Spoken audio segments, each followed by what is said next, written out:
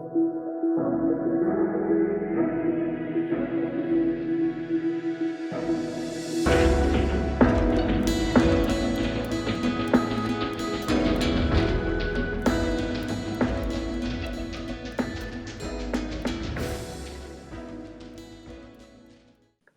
guys, welcome back to Physical Challenge Podcast. I'm once again here with Mehdi and Joshua. Joshua, how are you? I'm doing very, very well. I'm excited to talk about this show. This is, for me, top 5 seasons of reality television of all time. I'm obsessed with this show, so I'm so excited to talk about it. And Mehdi? Yeah, this is a fun show to talk about. It's not what even though Josh explained it to us a little bit last week, it's kind of not what I expected, and in a good way.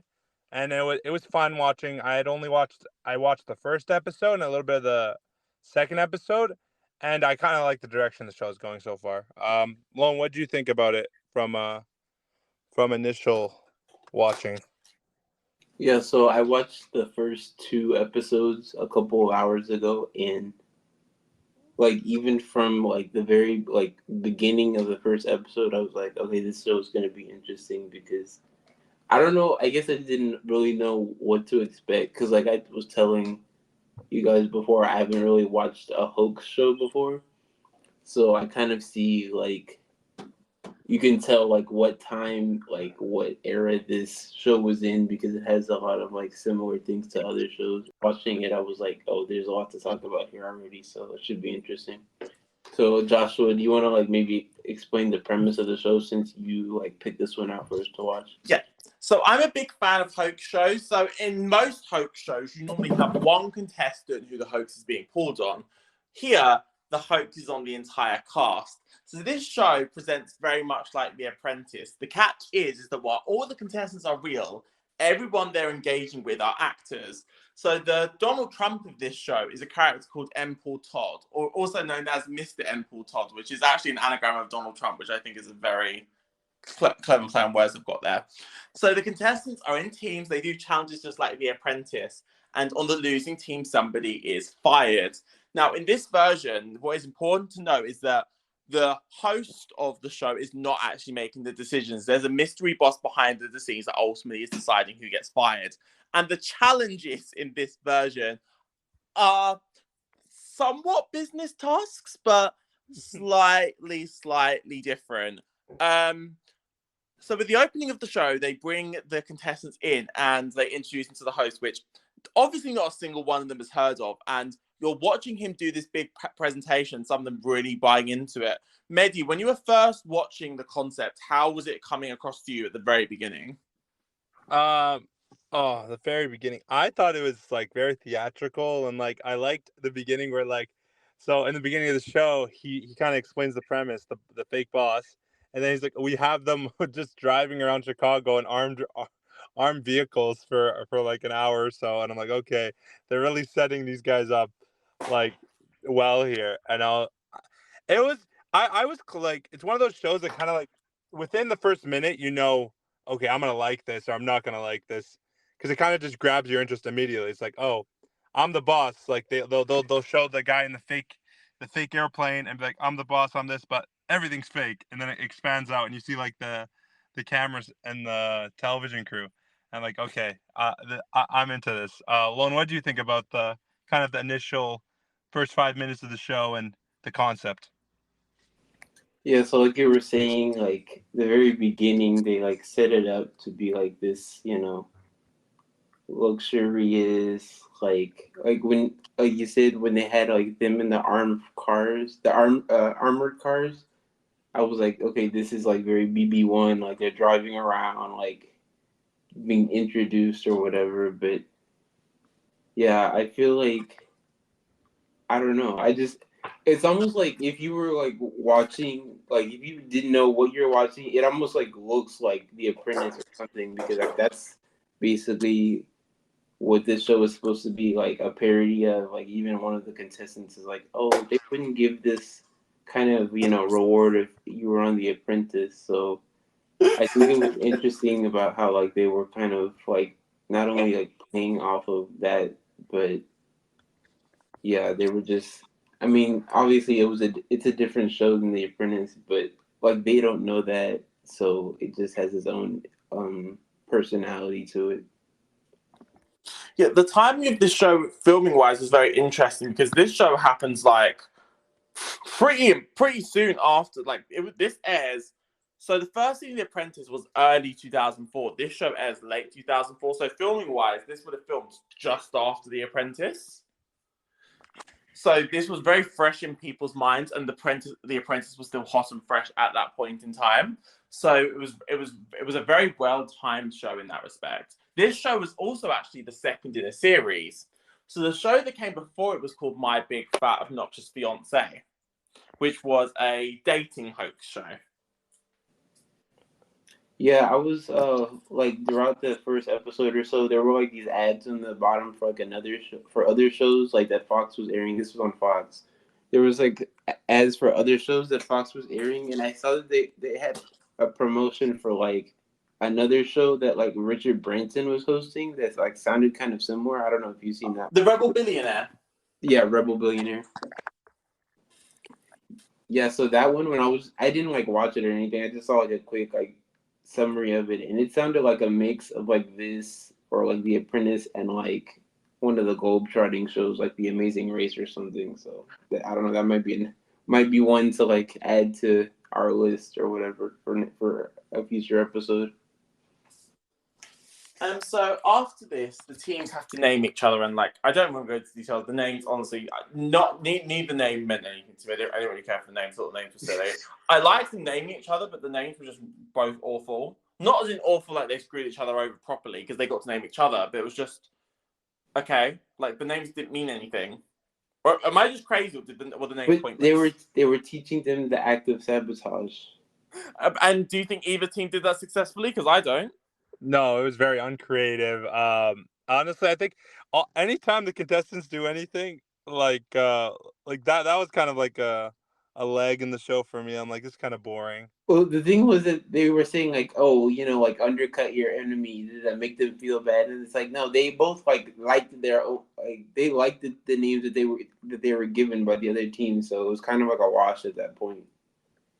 Well, even what was the like talking about names? What was the name of the again? And the Iocore. you know what's weird because like you see in the beginning and they're like, this is how you can know this show is like from 2005 because you see his presentation. I'm like, this presentation sucks, but I'm looking at it from a lens of present day because I'm like, this looks like I could have done this in like grade 4, like this PowerPoint presentation.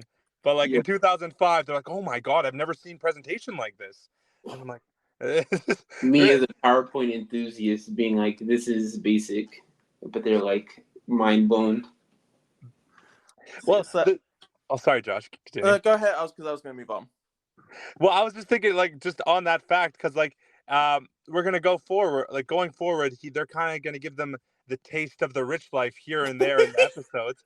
And one thing I really liked, it's like, oh, you can, like, I think before we were talking about this, like, oh, you can really, this is a psychological show in a way because you can tell how people act depending on if you tell them something is something, they're gonna react positively or negatively depending on what it is. So you tell someone, oh, this is the most expensive champagne ever. And like, oh my god, I've never tasted something this good. And then you tell later, they're like, okay, this is the cheapest champagne we found at the store across the street. So I found that part really interesting. You can continue what you were going to say, Josh. Sorry. The show does a really good job. That's a really good point. The show does a great job at putting the hoax on them, and you'll see that the first episode is only the start. We'll get on to the start of the second episode a bit later on, but so the first challenge, so like The Apprentice, they name their project managers. The first challenge, beg for money. Lone, what were your thoughts on this first challenge? I don't like with this challenge and like even like the one coming up later. It reminded me of like one of those like for some reason like I guess like Fear Factor or like Punked where it's just like a hidden camera show. I was like, these people don't know, but like they think they're on like this show to be, the next up and coming business person. But like these people are just on Punked because like they're getting punked at every corner. Whatever they do, it's like, oh, I don't know what this has to do with climbing the social ladder, but I'm just gonna do it because I think I'm gonna get this, like big check and learn from this, businessman. Like, I don't know. It just it just astonished me like how much they were able to pull the wool over their eyes at like every turn. So I can't even imagine like the rest of the season. Like when the first person that was eliminated, they were like, oh, he's the lucky one because he won't have to go through like whatever everybody else has to come later on down the road. Mehdi, what were your thoughts on some of the team's strategies?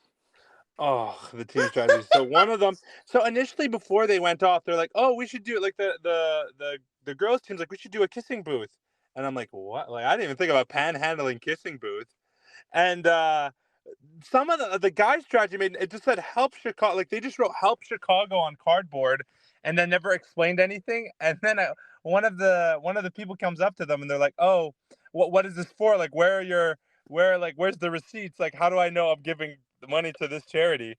And then he's like, "But look, there's a bunch of other guys doing the same thing." So like they didn't even have a readily explainable thing to tell any of the. It was very sloppy, but I'm surprised how much money they started making. I think I'm surprised how much money the guys started making. I think they did. They didn't have a coherent like argument at all for the whole challenge. It was interesting. I enjoyed the panhandling aspect because it came in and they're like, oh, we're gonna learn from this business guru. What's this gonna be? Oh, we're begging for money. Oh no. Yeah, and then you've got so the women's strategy was to send them all to camp. I think it was, if I remember correctly. Yeah, It was cheerleading camp. cheerleading camp. Cheerleading camp, yeah. It was very, and then I think it was Kerry was breakdancing. It was very it It's was all very over the dated. shop. It was dated. But so the challenge happens, and so on this show, sometimes the winning team gets rewarded and the losing team gets punished. Now the punishments are always punishments. The punishment didn't really care that much, but the reward. So the reward was the winning team got to sleep on money. So there was $10,000 worth of cash in each bed that they had to sleep on top of, but the beds were not the most comfortable as a result. So basically the inner premise here is that they like he's so the let's just go through this. So the girls team ends up winning by like $20-$30, right? And he's the reward, you guys get to sleep on $60,000 worth of money, each have $10,000 in their mattress. And then at the end he's like, oh, but you can't keep the money. So like you see their faces, they're like, oh, so happy, and then it drops. And then you see a contrast because the dudes had to sleep in tents on under like a Chicago train station or something. It was something it was outside. And then we flash back to the girls because it says, oh, the host is like, yeah, sleeping, the rewards aren't really rewards. They're like the worst rewards you could ever have. Like they're not winning the money. So basically it's just them sleeping on clumps of money, kind of like, oh, this sounds good in premise, but like it's just a bunch of clumps of money in a mattress. It's clearly not going to be it's clearly going to be uncomfortable, right? So I thought that was really funny, and I like that they added right at the end before, like, oh, they were so happy about the money.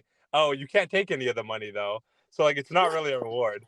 I did love that detail. The fact they waited like close to the end of the explanation to tell them this. Dude, That's great. what's weird about this is because they kind of like say right in the beginning of the show, like, oh, the game is like everything's fake, the contestants are real, and the prize is real. Yes. So like that's confusing to me because like how do you even win this? Because you're just I can't even say this is a game show at this point because they kind of win a prize, but like so I was like, having watched the whole show, assuming that we trust everything they're telling us, based on ways you watch the show, the game is legitimately structured. The game is structurally fair. Like every single game aspect of the show is played fairly. Like all the other nonsense does not affect the outcome of the game. Like anything that doesn't affect the outcome, they're very willing to mess around with. But like every single challenge that takes place throughout the season takes place legitimately, and every challenge is won by the team that actually wins the challenge. There's no challenge where they suddenly flip the outcome or flip the objective. Yeah, I was wondering that because like especially later on when you get to like, oh, the elimination is actually by like this shadowy figure. It's like, well, how fair is this really? Because like then people could just be like, oh, they're rigging it for this one person. We'll get to. I'll tell you about. I'll wait till the end of the discussion about the show. I'll tell you what goes on with that. But I want to save it to the end because I don't. Okay. Just Yeah. in case anyone plans on watching the show, I'd rather be able to cut out just before that point. Yeah, back to the money thing. Like, I feel that like that's like a myth, or not a myth, but just like a legend of being rich. It's just like, oh, you can bathe in money, you can sleep all on money. But honestly, like those beds, I don't know how comfortable they were like without the money. Like, I just feel like I don't know that was, and then like with the guys that were like sleeping like in the slums or whatever, I feel like there had to have been some kind of security because like next thing you know, there's gonna be like, oh, contestant jumps or contestant robbed like while being on this game show. So they had to have had like some kind of security or something with them the whole night because that's like a liability on production's part. I feel like.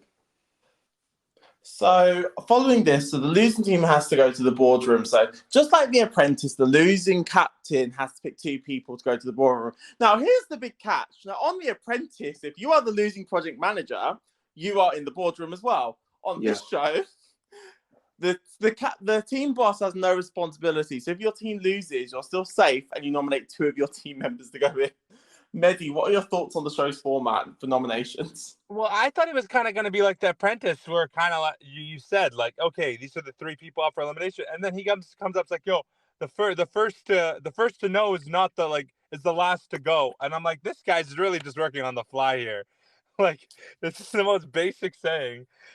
I enjoyed it a lot because it's like kind of like no ramifications of putting anyone up for elimination, like till the next round, and the person that survives at the elimination becomes the boss the next round. So kind of Yes. like it gives them room to like kind of stir up drama because it's like, okay, you put me up for elimination last time, like you're definitely going up this time, like regardless of how the challenges work. So I thought that was a fun little. You know what? That'd be fun if they actually did it in the actual Apprentice. To be honest, if I I got. I think it's really cute. And then, so Mehdi, I know you've not seen the whole second episode. So for context, so for the winning team captain, then they pass the team boss role on to somebody else on the team for the next challenge. So the winning captain passes it on, and obviously on the losing team, whoever survives the boardroom. Ooh, okay, that's interesting. It's not the same for both. I like that. That changes the dynamic a bit. I think I agree. I think it's fabulous. So the team boss does kind of pick who the next team boss is on both teams, except for the losing team, it's someone you try to get rid of. So then the boardroom happens. Lone, what were your thoughts on the first boardroom? The first boardroom with the men, right? Yes, the first boardroom with how they handle it. Oh, I just thought I was like dying that he like told this guy like, "Oh, you're short." I thought like that made me think that he was gonna go home first because of that. I didn't know like I kind of wasn't sure if they were gonna like go to each person and be like, "Oh, these are your flaws," and then you're the person out, or they're just gonna like straight up be like, "Oh, you're gone." But no, the boss or the host, whatever you want to call him, he was like, okay, so we all wear suits, and your suit looks better than mine. Your suit is the most expensive one in the room, and for that reason, you're going. And so when the guy is leaving, like in the post confessional, he's like, "Well, I would have dressed down if I would have known that like that was gonna send me home." It's just like they say, like the person who like controls the eliminations, they don't give them any idea of like why they said this person, and that was another reason why I was wondering if it was like fair at all because if they just say like, oh, is it like they're just picking this one person? But yeah, I think it's interesting because people are like, not only that, but like you get the added element of like the person who wasn't sent home, like going back to the penthouse, like with all the other contestants and saying like, oh, they told them that they were short, like they're really a prick or whatever. And so I think I like that part because then you like even though not everyone is present for the elimination, you still get like the retells like to other people of like, which only increases like the host's lore of how bad of a person he was, because he said from the beginning like, oh, my job is to make this guy like the worst person that like these people have ever met, and not professional in any way, that kind of thing. And you see like even in the second episode that they're already getting wary of him as a person. And someone was like, he's the worst CEO. Like they would never cheat anybody like this in New York City. It's like, yeah, he's the worst CEO because he's not a CEO at all. Well, my favorite thing, you were bringing up the elimination room. So before they even make the decision or anything, he's like, plead your case for like for like 2 minutes, and immediately when one of the guys starts talking, he just keeps on giving him like why, well, like he just keeps on Oh kind of yeah, gaslighting him a little bit every time he'd answer. So he kind of like throw him off, and he wouldn't know where to go with the conversation. he was like, I didn't have to do anything. He just destroyed himself. I mean, that's how it is in business sometimes, that people just talk themselves into a hole they can't get out of. So Well, there's a because lot of parallels between like this, even though it's supposed to be like a hoax show or whatever. I felt like there's a lot of parallels between this and like real life business. oh no, I think it's a kind of I think it's a parody on like real life business in a way. But yeah, I could see it because then he goes to the other guy, and then the other guy kind of uses the same words. He couldn't really talk down to him the way he was doing. He's like, "Yeah, why?" And then he starts explaining.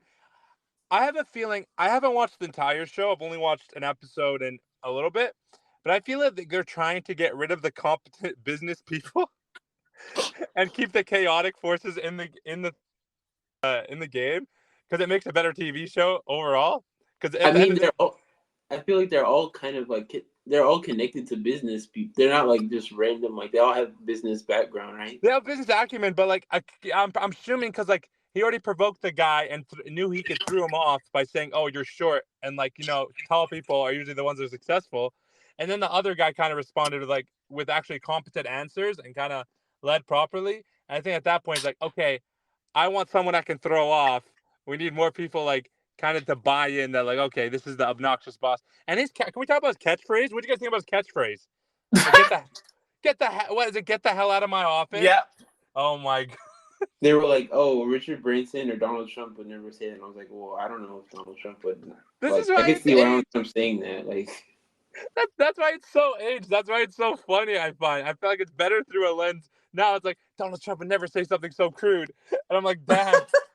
The day and age, if Donald Trump said that, that's pretty good. Oh, it's so Wait, good. Josh, so I got questions for you. So when did you first watch this show? And I don't know if you remember when you first watched it, but like what were your initial reactions watching it? And then I'm assuming you've rewatched it a couple of times. So I've watched this show I'm on about my fifth rewatch of this show at this point. When I tell you I'm obsessed with this show, so I've watched this show alone 3 times. I've watched this with my parents, and now I'm watching it with my friend Eric. We're 4 episodes in currently. We watched the 4th episode today. I'm obsessed with it. So when I was first watching it, I was kind of in a big Apprentice fandom phase at that point. I was going back and watching all the UK versions of it. And I was very big into hoax shows at that time as well. I'd just been watching Joe Schmo and stuff like that. I think this was just prior to the pandemic, if I remember correctly. Yeah, I think I watched this like 29. No, I do remember. So I watched this show late 2018, early 2019, because I remembered when I did The Surgery, which was the reality show I did a few years ago, I was sat there like, is this real? And this show was part of the reason I had that mentality. When I watched the show for the first time, I was living for it. I was really into it. And I think watching it the second time around, knowing how the show played out and knowing who the mystery boss was, made me watch the show through a different lens. Because I think Ooh. watching how the show finishes then makes some of the other stuff make a bit more sense with where they're going with it.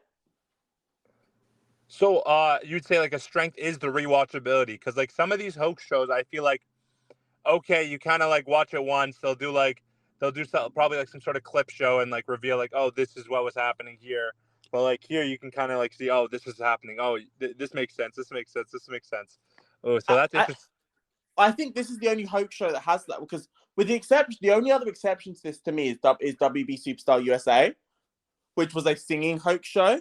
Because like the dating ones don't really do it for me, but this show, A lot of the hoax shows like Joe Schmo, there's only one person. Here, there's 12 people getting hoaxed. So there's lots of stuff going on here. You're focused on tons of different reactions.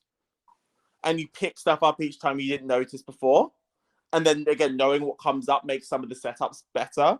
Like, knowing what some of the characters are then going to become, it's interesting to watch the characters first be introduced. Because there's a lot of additional characters that will get introduced throughout the run of the show. Some of which we see in the second episode, which we'll speak about the first half of in a moment. But it's such an interesting show, and it's I don't think I've watched any show as many times as I've watched this season. I think this and Whodunit are my top 2 most rewatched seasons of reality television.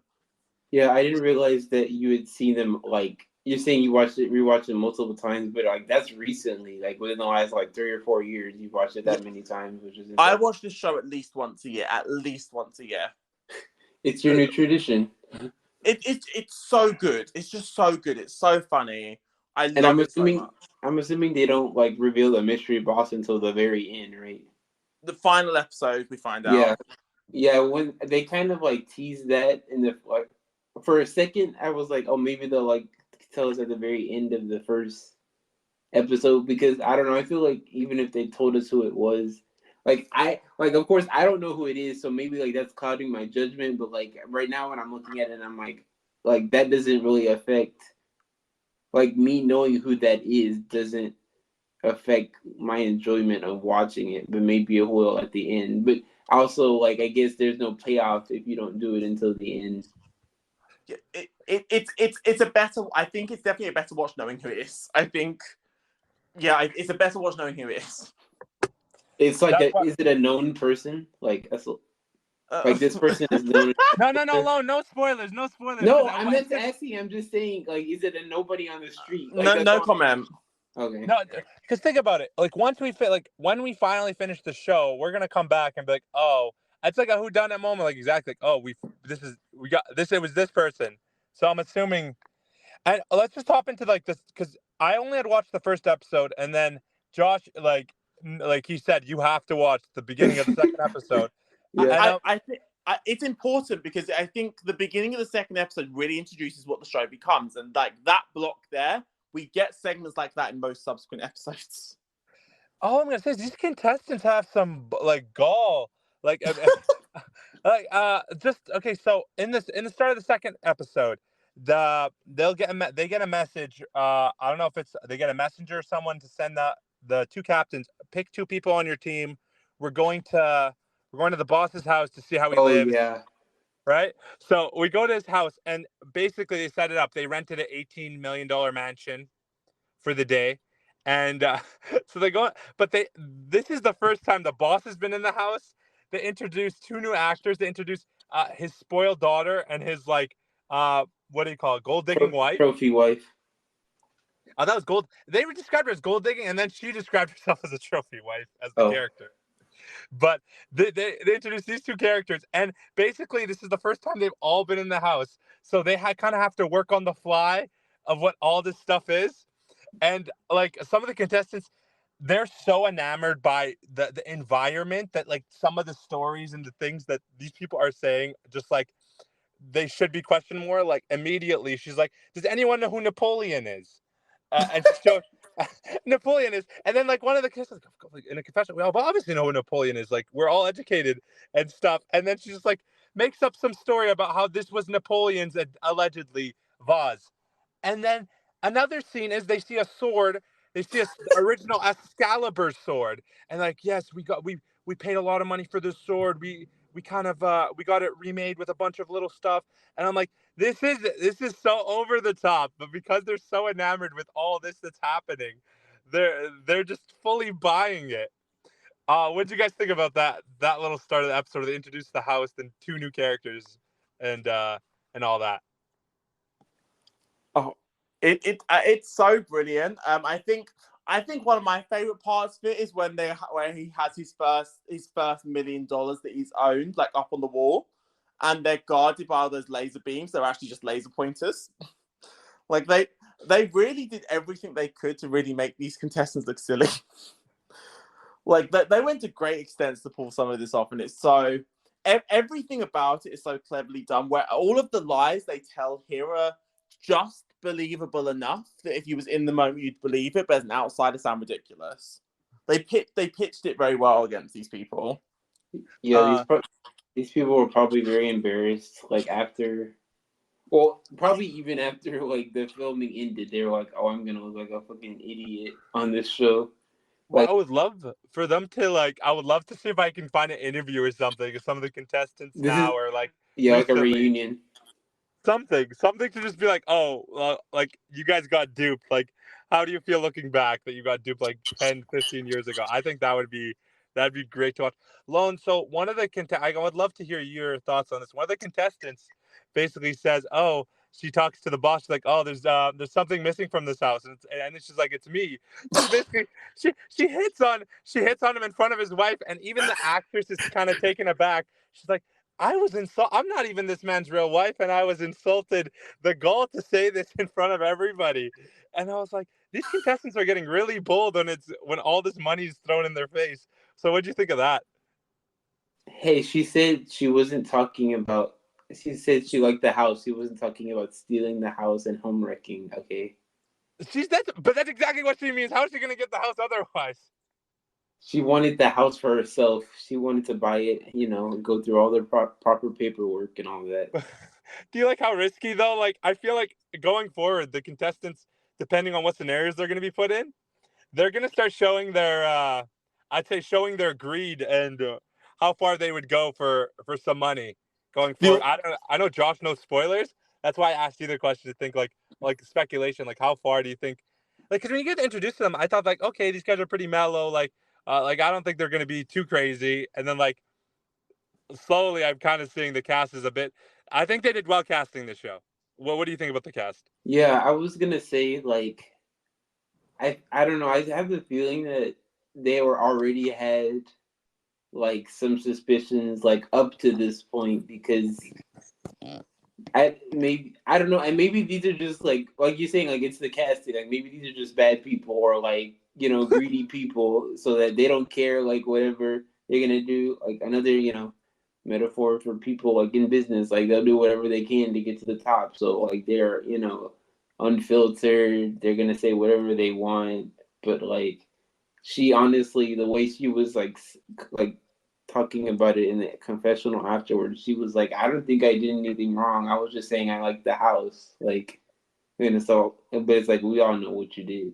And that's what I was saying. Like, this seems like you were saying before, like, this seems like a prank show because these people are just, being, exposed to be fools at every turn, at every possible turn. But yeah, I think it was a good job casting because like even though it doesn't seem like every single person always stands out, but like they always have their individual moments, and I think Josh was like kind of alluding to that later on that you'll see. Like I think you're saying that like everybody has like their own moment to shine. I don't know if they actually bring it in. I think that would be an interesting thing to see if they brought in more people, like, but I don't know if that's gonna happen or not. It as the show progresses, like every single character that we meet so far, the characters are always going somewhere, and everything is a setup for the characters to get crazier and crazier as it goes on. So some of these people that we've already met are going to get much worse. There are more characters that we've not met yet. The advisors both are, well, the two main advisors are both clearly given personalities, which continue to develop. You'll also see as the show goes on, there'll be moments where the actors will clearly say something that's a bit out of character for their character, but is clearly respectful of their feelings, which is sometimes quite interesting. Towards the contestants? Yes, towards contestants. Like sometimes you'll see them say things that are sometimes a bit more brutal than their character would normally be, or a bit more sympathetic than their character would normally be. Still, like not entirely out of, like it was not unreasonable for their character to be saying, but sometimes a comment is directed towards somebody and you can clearly see how the actor's feeling. There was an instance of this in the episode that I watched today, which was the 4th episode, for example. I won't go into what exactly happened, but you can clearly see sometimes that the true character of these actors pops out. Yeah, I kind of almost wish like what we were saying about the lady playing the trophy wife, like saying that like that took her about. I almost kind of wish that like she didn't just keep that to us. I wish she would have just like in the spur of the moment like reacted, because like that really would have shown that she was like playing the character, to a What T. Well, she did a little bit. If you notice in the scene, she doesn't rebut it so like heavily, but she's like, "Oh, like that's a bold thing for you to say. Like, what are you trying to say?" Like, she does kind of. She doesn't react. She reacts as if someone that's rich would act, like not someone that's like that made a like come on to their husband would act.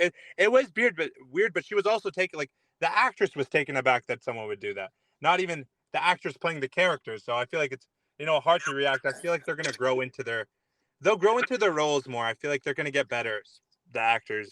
Yeah, which Or you're saying about the casting, like it's not even like with this show, it's not even about like the contestants, because like the key point of this is like casting the people around the contestants, the host, the advisors or whatever, because you have to make sure that you get people that will not break character. And I don't know if these are like, they say they're actors, but I don't know if they're like well known, like established actors. But like even if they are, like you have to get people that will be able to commit to this the whole time, because if the whole like crux of the show is making it believable, and if it's not believable for a second, then that's the whole concept of the show is down the drain. Like in one of the boardroom scenes after the contestants leave, you see like the advisors like start laughing, and they're like they cannot hold it in, and it's like they kind of break character, but that's okay because the contestants aren't there with them. So like I think it's important that, like I said, they have to make sure that they cast the right people, because that's the crux of the show, is making sure it's all believable. do you think a show like this would work like if they made this show now? Like, do you think people would be more cognizant of something like this happening now? Or You you would have to have a different cast. Like this cast nowadays will clock, but you could pull this off with a different cast. I was speaking, so Eric and I were speaking about it literally just before about an hour ago, and yeah, it was very much the opinion of like you could pull this off, but you'd have to in specific ways, and maybe have to do it for specific formats of shows. Like you couldn't do an American version of this based on The Apprentice because The Apprentice isn't big anymore, but you could do it based on other big current formats.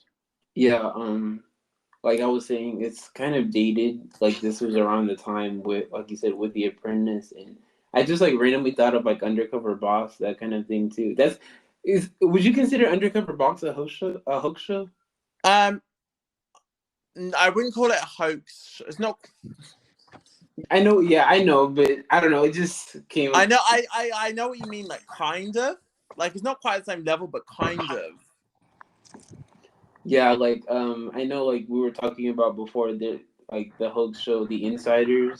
Like that's kind of like a similar thing, but yeah, I don't know. I feel like there's a way you can do it, but and I almost feel like it's kind of easier nowadays, because like when you're casting, a lot of times for some of these shows that are casting now, they'll cast it under like a different name than the actual show, so people don't ever really know what they're getting into. So any show could be about anything. I'm sure like the new like reboot of Joe Schmo show wasn't like cast as the Joe Schmo show, so like Oh yeah, the there's show's ways to called The do it, Goat.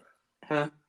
It was called The Goat, if I Oh yeah, remember yeah, yeah. correctly. So yeah, I feel like there's ways to do it, because even like the game show community, like I don't know, if you ask like somebody I knew or somebody that one of you guys knew, there's probably a good chance that like even if they're like a hardcore, like game show reality person, that they don't know this show. So like I feel like I was just thinking, there's like so many shows that have aired over the years, and there's still like people that have no idea of any of them. So as long as you like get the right kind of person who's like a casual, basically, like we talk about people who are casuals, but as long as you get someone who has no concept of this kind of show at all, because like even back then that wasn't, like there was no concept of this show, like a hoax show or any show like this, until this came on the air. So I think it could definitely be done like in a certain way. Like we said with the insiders, that's been done before, but this specific like theme with the you know financial theme, business, I don't think that works now, especially like after. I don't know, after the economic collapse or whatever, I just don't think that there's like enough mystique behind like that genre to like necessitate a show that would be successful like this today. Yeah, I didn't have the economic collapse on my bingo card today, to be honest. But yeah, fair points. Fair points. I was just saying, like, maybe I just thought it was like would be like done in like the year 2023, because I mean there is some misogynistic elements of this show, and it kind of Yes. it Yeah, work.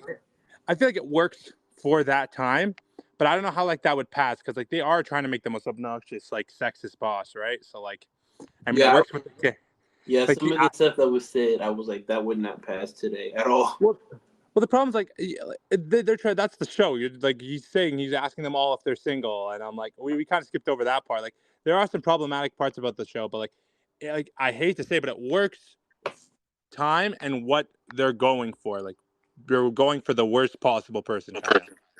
Yeah, I thought that like the teams like when they started off as like men versus women, like I thought that was gonna be like for the first episode, and then maybe they like switch it up. But I mean, it looks like we're going with that. So Josh, you can tell us: do they ever switch up the teams, or is there any switching teams element, or are they just men versus women throughout the whole thing? The teams will change at some stage, because and it's just like on The Apprentice, like the teams were very rarely like consistently men versus women. Like at some stage, things do get mixed up. And the show takes every single opportunity, every single littlest thing to like come up with some ridiculous business backing behind it. So, like the team switch, for example, there's like a business justification for it that doesn't make any sense.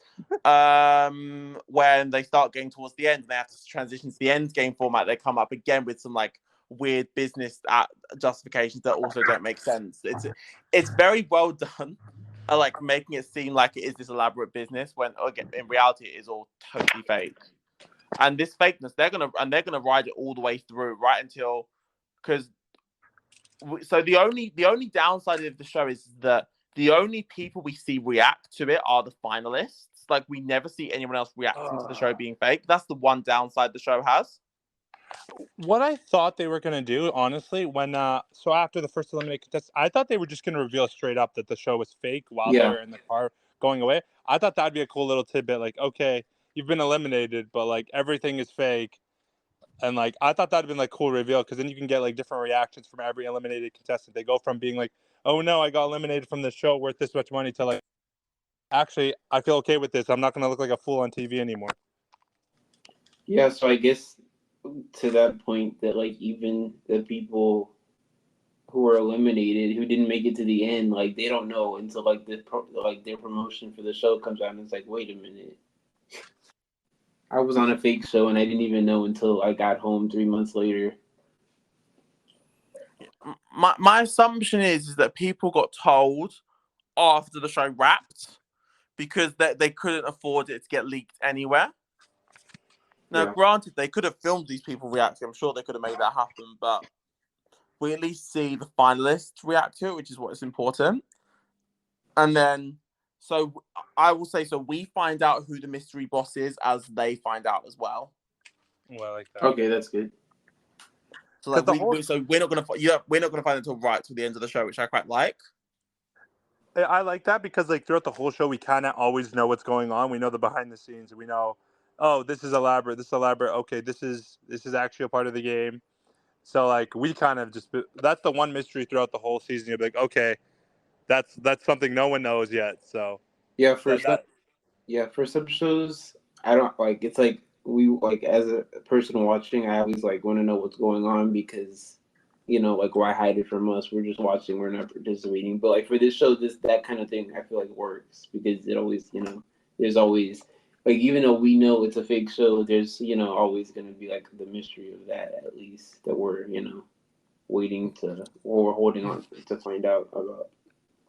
Yeah, and yeah, the show does a good job at creating challenges. Like sometimes sometimes it's just gonna be just like sometimes they're gonna sell things, sometimes they're gonna have to make things. There's a couple other really quirky challenges. They have an interesting bunch of challenges that are all completely ridiculous, but again, they really sell them to the contestants to try and justify them.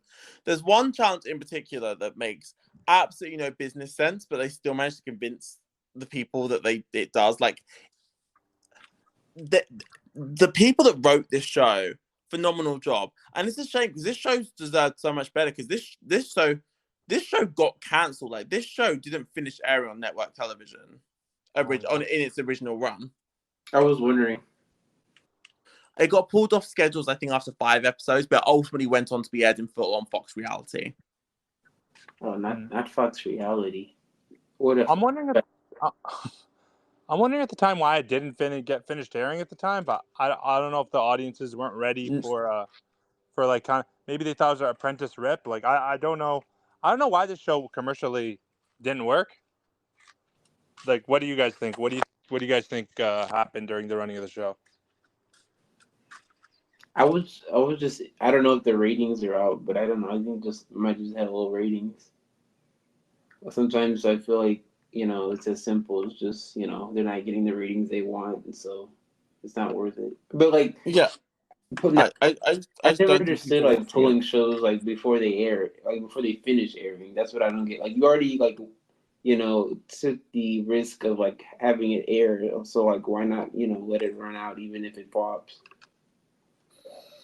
You said like with the amount of money you spent on the show, just air the show at that point. Yeah, when they said that they rented out an $18 million penthouse or whatever, I was like, for this one part of of the show, like, that's the whole budget for like multiple shows and just that one task on this show. But I don't think they actually paid $18 million to rent the penthouse. That's just how much it was worth. Mm-hmm. So like, it could have been a couple thousand. You're just renting it, and it's from TV production. But yeah, they did. It's like, yeah, just air the whole thing. It might like the ratings might start off low and then like go up. Like, I feel like there's barely any downside of just letting it fully air. But this was a really fun show. I enjoyed it a lot, and I like that Josh recommended it to us. I hope there's some like This is my first hoax show. I didn't watch Joe Schmo. I haven't watched any of these other shows. Yeah. So I would kind of want to delve into kind of that genre again to see like if I'll like the other shows, like if they're gonna catch my interest as much, because this one was really fun from that aspect. What do you think, Long? Because you're not really into the hoax shows, right? Yeah, I would like you said. I wouldn't say I'm not into them. I just don't have any experience watching them, and like the new Joe Schmo is coming up too, so I was interested in that. But yeah, this one and then that other show that I was talking about, Rebel Millionaire. I don't know. It sounds kind of interesting, so I might watch that. And yeah, I'm also interested to see what other hoax shows would be like, because this was like my first exposure to any hoax shows at all. Yeah, this is definitely, of all of them, this is the most solid of all of them for me. There are other ones I enjoy. So yeah, so WB Superstar USA is a popular one where it is a search for the nation's worst singer. So there's a singing contest where only the bad survive. Of course, you've got shows like I Want to Marry Harry, where the contestants are chasing who they think is Prince Harry. You've got Joe Millionaire, where the contestants think that their suitor is a millionaire and he's not. Which also recently came back, I believe. See, that's what I'm saying. They're kind of making a resurgence. So, like, why can't we bring this back in some sort of capacity? If they're having a resurgence, this kind of seems like the best out of the genre, like Josh is saying. Like, it doesn't have to be the exact format, but like something like this would be really fun, I think, in this day and age. A hoax show, there's a legitimate competition, but the contestants don't fully like. The contestants think the competition is something other than it is. It's great. There was an American reality show called True Beauty, hosted by Vanessa Lachey, where the contestants thought they were being judged solely on outer beauty. In reality, they were being judged on inner beauty. So that was another good show where contestants are kind of being misled based on the premise. I think contestants not knowing what exactly is going on is always really, really fun. If the contest is still legitimate. I think that's the little tidbit I find here, that I feel like there's fairness kind of in these competitions. Like the competition's the competition, the format's the format, but like they're just playing around with kind of the contestants' reactions to other things other than the format. So like I find that fun, because there is still prize money at the end of the show Like like someone's gonna get a prize money. You're gonna look like an idiot on TV, but you're gonna get some. You might get some money out of it. Like there's not a full like, oh, this didn't provide anything for me. Yeah, it's not the prize is real. Someone does win the cash prize at the end. Yeah, it's not a total loss on their part. Another thing I was wondering, because like they're going into this thinking like, oh, I'm getting a job, and like, like I get to be, this guy's apprentice or whatever, but I don't know if they're gonna be, disappointed because they thought they were gonna get the job or that kind of thing. Because in some capacity, like the prize is a little bit less than what, like I know, like they think they're getting money, and yeah, but I don't know, maybe part of me just feels like they bought into it thinking that like they're gonna be set up, because they're getting an entry level job or whatever that'll sustain them. Well, it'd be cool. Like this would only really work if they had filmed like a bunch back to back. But like so basically the person who won the show, like they say, oh, you get to join the inner circle, but it's like you're not joining the billionaire out of inner circle. You're joining like the cast for the next season of like My Big Fat Obnoxious Boss or something. And I'm like, okay, that'd be interesting. Like, oh, like you look like a fool, but now, okay, you're gonna be the star of this, and you can see if you can make someone else look like a fool. Yeah, I think another show did something like that. Insiders, like you mentioned earlier, they brought 2 of the contestants back for the next season as like insiders for the production team. Yeah, it reminds me of like on The Mole, when like one of the winners of The Mole, they brought back the next season, I think, and they were like, oh, you get to be like a production person and like help the mole out or whatever. Yeah, something like that. I think that would only really work because like, okay, no one on TV has seen the winner, and so like this hasn't gotten any media attention, so you kind of can get a couple seasons, maybe a couple like 2-3 seasons out of that. But I mean, the show did get canceled, so I'm assuming they didn't have the support to do something like that. But I thought that would be fun if they ever brought a show back like this. Yeah, it's really well done. I genuinely, and I think this is a show that's not. This show is worth watching the entire thing. Genuinely, if there's a show we've talked about that's worth watching the whole season, it's this one. Lone, I'm definitely gonna give this. Oh, I'm probably gonna finish the season. I'm assuming it seems like you really like the season. You brought some psychological aspects, and like this seems a lot like reading into like the psyche of the contestants and what people would go for money, like do for money and fame. So, do you think you're gonna finish? Yeah, I'll probably finish it like you were saying. It was just interesting to me, like you said, like these people are basically being, misled at every different point of the game, and there's a lot of like, when I was just thinking about it, there's like a lot of parallels between this and like the real world of like being in business, and yeah, it's just I don't know, it just felt different, like a different kind of show. I don't usually like think about these shows deeply. They have commentary on life, so. Do you guys have anything else that you like wanted to bring up about it? You can find all the episodes. It's very easily accessible. I know some of these shows are hard to find sometimes, but all the episodes are on YouTube. You can just look up the My Big Fat Obnoxious Boss on YouTube, and you'll find it. I think you'll find some other shows that they kind of done like the same premise. I think Josh, the original show, like this is the second kind of type of hoax show they started. Yeah. So on My Big Fat Obnoxious Fiance, so there was a woman who they brought on. So she thought that her and this man had to have a fake marriage to each other. And if they could convince all of their families to show up at the wedding, they would win $1 million between them all. So she thought she was hoaxing her family. In reality, not only was she hoaxing her family, but she was being hoaxed because the man she was doing this with, along with his entire family, were all actors. So she thought she was putting a fast one on her family, when in reality, she was also the victim of the hoax. And was it like you said, that's like the spin-off or whatever? It was like the same, like people produced it. It was on the same network or anything, or was it like it was a very different structure. It was just, I think this show was living off that show's success, based on the name, because The name of this show makes no sense otherwise. Yeah, Like, I was it's just not a good thinking, name. like you said, that this show that we're talking about like got cut off the air. Like, so I was thinking, like, did they, give it this concept a second chance, or was that somewhere else? Yeah, Obnoxious Beyonce earlier the same year, and that show I think did quite well. So they're right. Yeah, as you said, you're riding the high of the name. So that's why they're okay. We're going to capitalize on this, and like the second show was good. See, I would watch the Fiance show too. I think that one's also very intriguing to me. But Lone, it's your turn to pick what show we're gonna watch next. So do you want to tell the audience what we're watching next?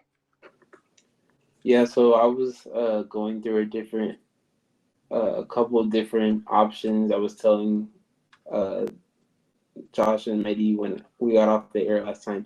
It's it's a very intense decision for me because I have the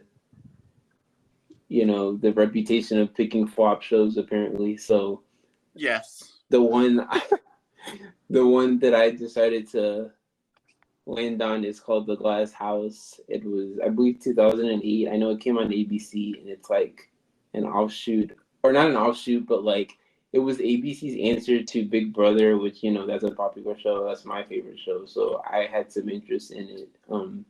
I I'm pretty sure I watched it like as it aired, but I don't have a lot of memories of it, so it'll be interesting for me to like go back and watch it. And I know that the guys have heard about it before, but I was telling Josh like off air that one of the contestants that was on this show like recently was in the news because he's like a right wing like talk Yes. show host or whatever, and he was in the news because he was harassing Brittany Griner, who's the WNBA player who was detained in Russia for like over a year. So, and like even the WNBA like put out a statement about it. It's part of like the whole thing is that like WNBA players don't have like the right like charter planes and that kind of thing. So he was in the news because he basically just went up to her and was like, hey, what do you think about America now? Like, do you not like America anymore? It was really bizarre. So I was like, oh, I didn't know what this guy was up to since the show, and I guess that's it. But he was also like around the time of the show, he was called like one of the greatest reality villains of all time. So I'm sorry. Who was saying that? Other than him, oh, what, that he was one of the greatest reality villains? I know that he said this. I don't know. I just remember seeing that like I mean, he's a very infamous person. Like obviously he wasn't that. I don't even remember his name. I think it was Alex or something. But yeah, the fact that like that was him, and then I just was like, this guy is familiar. So yeah, I guess that's kind of like what got that show Oh, he's back villainous. in my Villainous mind. inside and out. Yeah. Interesting.